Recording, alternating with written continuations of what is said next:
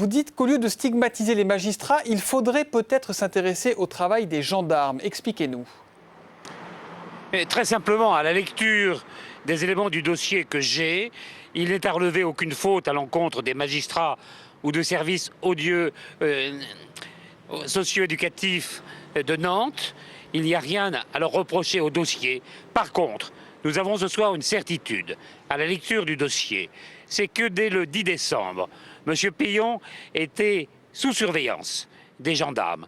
Tony Meillon était regardé, était vu par les gendarmes dans une voiture volée. Comme par hasard, une 106 qui sera la voiture dans laquelle Laetitia sera transportée un mois et demi plus tard.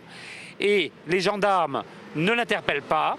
Les gendarmes interrogent le lendemain la mère qui vient dire qu'elle a peur que son fils passe à l'extrême, ce qu'il fera. Et le 13 est décerné un mandat d'arrêt, nous disent les gendarmes. Aujourd'hui, le procureur de Nantes prétend qu'il n'y a pas de mandat d'arrêt, mais un mandat de recherche. Dans les deux cas, la police devait totalement, et les gendarmes, tout faire pour l'arrêter.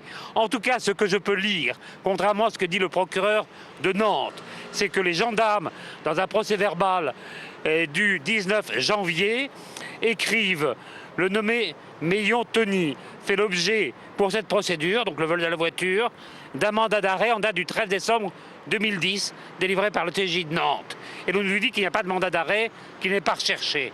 Et c'est vrai qu'on ne va pas la rechercher, malgré cette décision qui a été prise, rapportée par les gendarmes.